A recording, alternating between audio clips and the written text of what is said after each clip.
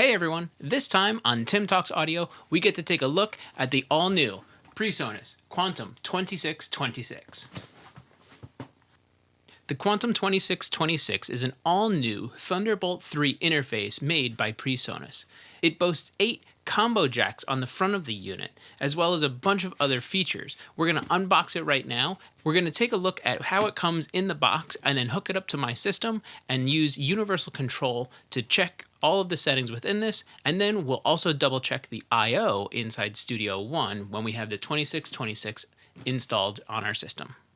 Okay, so this came straight from the Presonus guys, and let's take a look at what's inside the box and what you'll get if you order a brand new one of these. Okay, so right off the bat, you have your instructions and some extra feet in case you're not going to rack mount this. We'll put that aside for now. You have your 2-prong power cable to go into the converter, which is also on the side over here.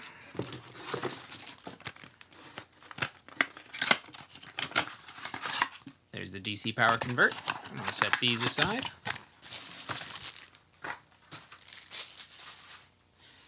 And then right here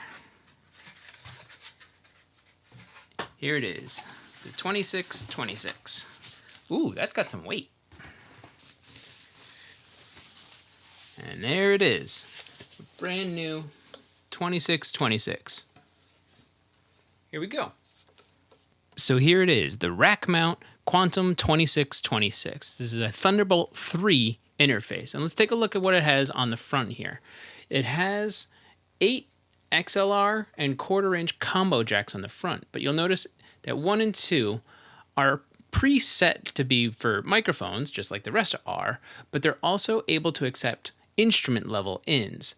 I've done a video about different signal levels, and I'll put a link to that in the description. But if you have like a guitar you want to plug straight in, or a bass, you have the 2 inputs, 1 and 2, that you can plug straight into. You don't need a DI box or anything. These 2 inputs are going to be set up for that.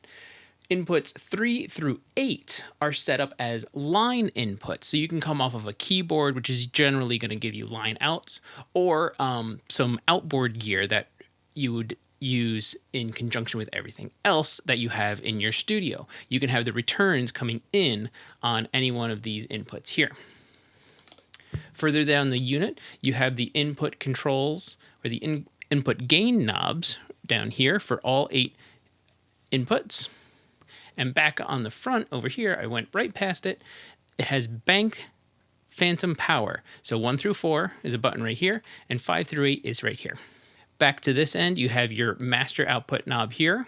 So you can increase or decrease the monitor volume. This is just the main outs, but it doesn't affect your mix. This is just going to your monitors. And then you have 2 separate headphone jacks right here. When you flip the unit around, you can see at this end, we have our Thunderbolt 3 connection. And you'll see that there's a label on here. It's got this big notice on it. It says, remove this label after you've gone onto your Presonus account, registered it, put in the serial number, and everything like that. I'm going to do that off camera, so we're not going to worry about that now. Moving further down, we have word clock in and out. This is so that you can sync all of your outboard gear that needs different time signatures on it. Not like musical time signatures, but clocking. So your sample rates, 44.1, 48. If you have different gear that needs to clock, you can attach it via a BNC cable and be able to either accept clock in if you have a different master clock, or have this be the master clock and send it out to your other gear. Underneath that sticker was the optical in and outs. Now, the great thing about this unit is it has 2 banks of optical in and out. I'm going to come real close for you. Let's see if it'll focus. Boom, there it is. Inputs 11 through 18 and 19 through 26. You also have 2 separate outputs as well. That's where you get the 26 ins and outs. You have 10 on the unit itself, and then you can attach another 2 optical in units to achieve 26 simultaneous ins and outs. Coming up next, you have your SPDIF in and out. This is going to cover 2 digital lines. That's where the 8 in plus the 2 SPDIF. There's your 10 that are on the unit itself. Next to that, MIDI in and out. Then you have your main outputs right here for your left and rights. 8 line outputs that are balanced. So down here at the end, you have your preamp outs from 1 and 2, and then the returns right next to it. So if you wanted to use one of the XMAX preamps that is in this unit, send it out to an outboard compressor, and then bring it back, you would do that down here. Your send is the preamp out, and your return is the line return from that compressor or that EQ or whatever you have. It could be a chain of things too. Flipping back over to the front real quick, let's talk about the preamps that are on the front. You have 8 of the Presonus XMAX preamps right here on front. And like I said before, individual gain controls for all of those different preamps right here. So we've gone over everything. Let's get this hooked up to my system, and we'll take a look at how to check everything in Universal Control and check the I/O settings inside Studio One. Okay, so I have everything hooked up. Let's turn it on and take a look at Universal Control.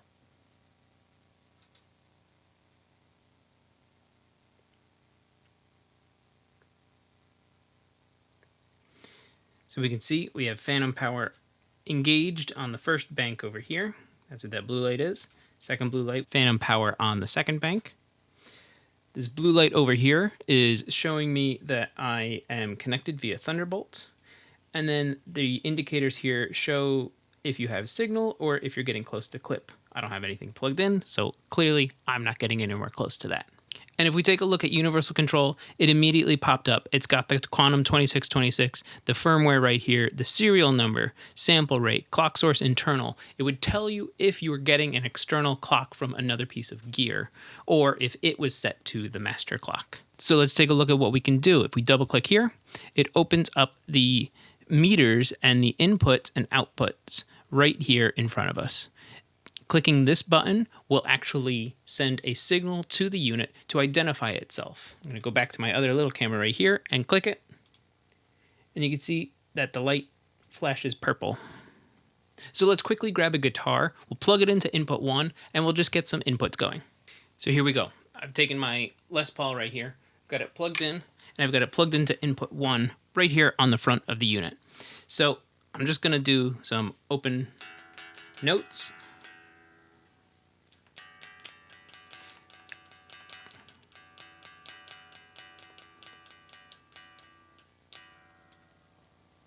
And there we go. We can see that we are getting input. I'm going to slide my hand across the guitar. We're getting stuff.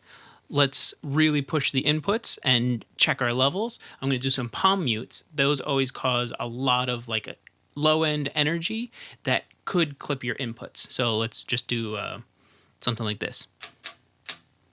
We can see my palm mutes are driving it too hard.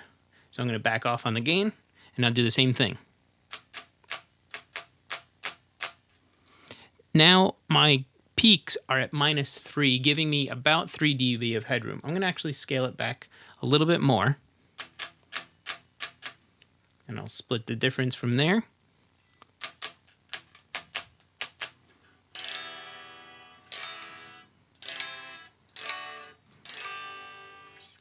So now we know that we are getting inputs from here. And look, I don't even have my hands on the guitar.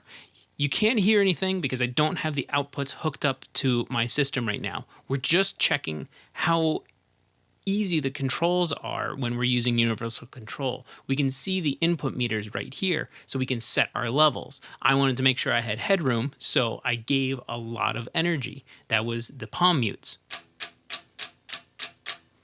And I'm hitting them kind of hard too. Doesn't even matter that I'm not really playing anything. I'm causing a lot of energy that a player might produce. Okay, I put the guitar away because we can move on to the next bit. We have our output meters here, which are just set up as stereo pairs. You can see down here, 1 and 2, 3 and 4, etc., all the way down the line. When you come up to the top, you have these 2 buttons here. You have ADAT, and we're going to hit this. This is for the optical toslink connectors that are on the back. Remember, there's 2 sets of inputs and outputs, giving us a total of 16 additional inputs via Toslink or ADAT into this unit.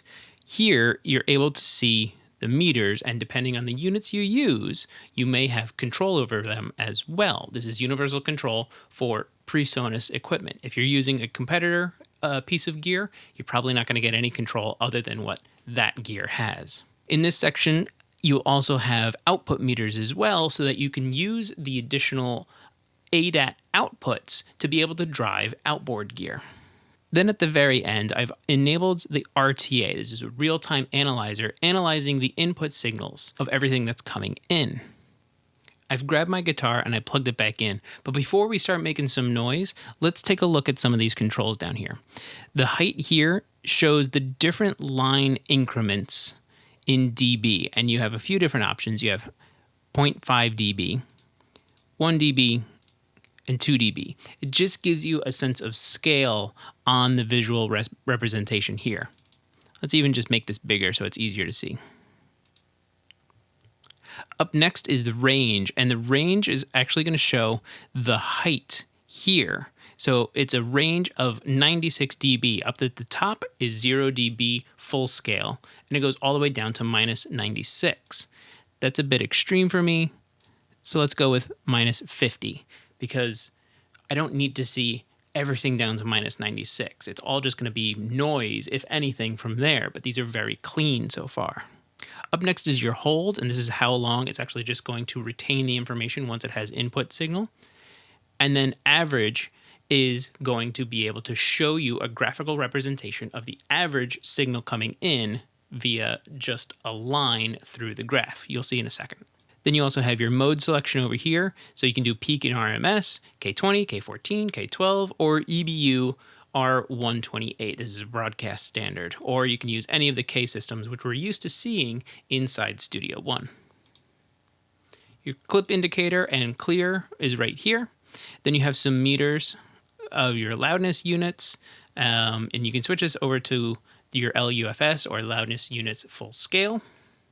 And then a reset button. So here's all just your general meters over here.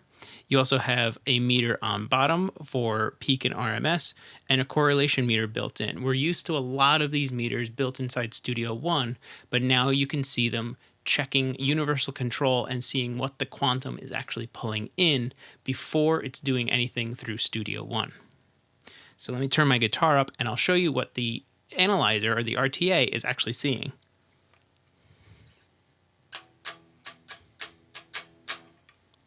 That's at minus 50 on the range. Let's go all the way back down to minus 96. And now it's just, I'm only doing this.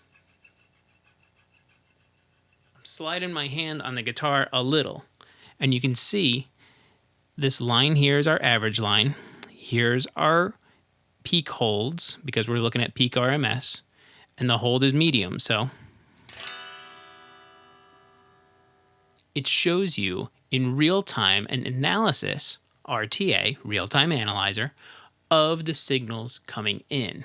Now, I only have one signal coming in right now. In a future video, I'm planning on having a lot more things going on, and we'll be able to look at the RTA inside of universal control then.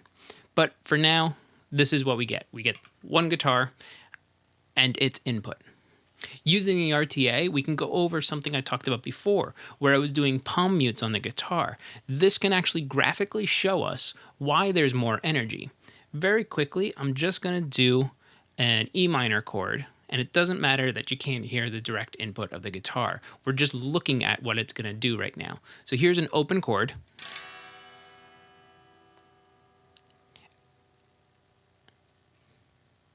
And notice how much the low end rolled off. Underneath 100 here, this is going to be around 80 hertz.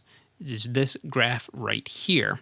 After or underneath this, all of the information goes away quickly. It's there, but it goes away quickly.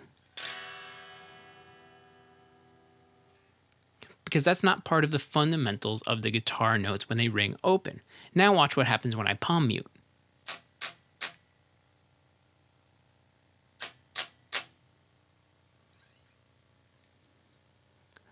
All of the signals below 100 hertz are there for just as long as all of the signals above 100 hertz. It's a lot more energy, and there's no sustain on any of these. It happens quickly and it dies out. There's a little bit of sustain, but it happens quick.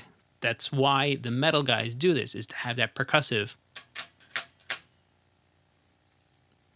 like thump of the guitars and the bass. It's just a quick spike, a little hold, and then the decay.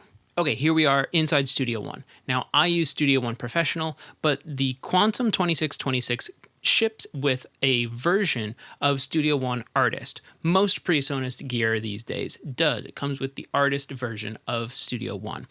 But the version doesn't matter. What we're going to be doing works across all different versions of Studio One.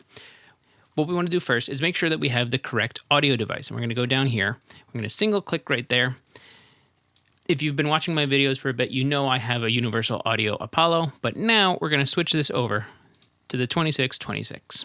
Because we're going to do a little bit of tracking with this, I'm going to drop my sample rate as far as it can go, but you can see I have lots of options from 16 samples in my block size all the way up to 4096, giving me a lot of buffer time to be able to do the processing that I need.